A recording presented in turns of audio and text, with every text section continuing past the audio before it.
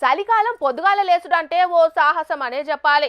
ఏదన్నా పనుంటే పొద్దుగాల లేవాలని అలారం పెట్టుకొని మరి పడుకుంటాం కానీ తెల్లారి లేచేటందుకు పెయ్యి అసలు వంపదు. చూద్దాం లేదాం అన్నట్టే ఉంటది. అందరికీ అనుభవమే కదా నొల్లాగిరి. కానీ నల్గొండ కలెక్టర్ ఇలా త్రిపాఠి మేడంని చూడుండ్రి. చీకట్లనే లేచి మేడం ఏం చేసిందో. పోయినేడు కంటే మస్తు సలిపెడతాంది ఈసారి. అయినా గాని తెల్లారి కోడి కూసేటాలకు గరం కోట్ వేసుకొనొచ్చి డ్యూటీ ఎక్కింది నల్గొండ జిల్లా కలెక్టర్ ఇలా త్రిపాఠి మేడం. కలెక్టర్ ఆఫీస్ ను గంత పొద్దుగాలు ఎందుకు తీస్తారనుకునేరు? మేడం పోయింది ఆఫీస్ లో డ్యూటీ చేసేటందుకు కాదు, నల్గొండ సర్కారు దవాఖానకు. పోత పోతనే కూడు గూడు లేనోళ్ల కోసం పెట్టిన పట్టణ నిరాశ్రయుల వసతి కేంద్రం మొత్తం తనిఖీ చేసింది. ఏదో వచ్చినమా చూసినమా పోయినమా అన్నట్టు కాదు. వసతి కేంద్రంలో మంచాలు షెద్దర్ల కానుంచి బాత్రూంల సౌలతుల దాకా అన్నిటినీ పరిశీలన చేసింది.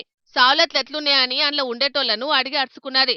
పట్నంలో తొవ్వల బందుకు ఫుట్పాత్ల మీద వండుకుంటారు కదా గూడు లేనోళ్ళు, అట్లా ఎవరు కనబడ్డా ఈ వసతి కేంద్రానికి తీసుకురావాలని ఆర్డీఓకు మున్సిపల్ కమిషనర్ కు ఆర్డర్ వేసింది మేడం.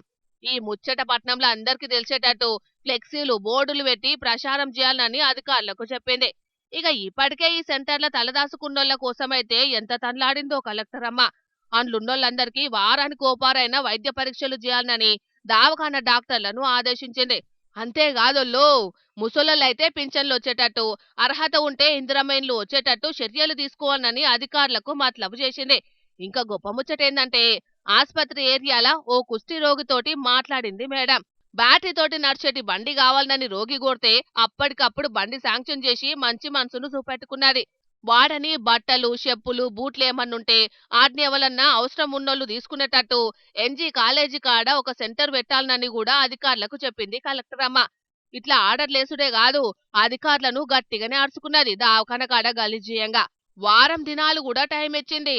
చెత్త చెదారం ముండ్లు పొదలు సాఫ్ చేసి దావఖాన నీటుగా ఉంచేటందుకు. చూడాలి మరి వారం దినాలల్లా నల్గొండ సర్కారు దావఖాన ఎట్లా మెరిపిస్తారో ఇక.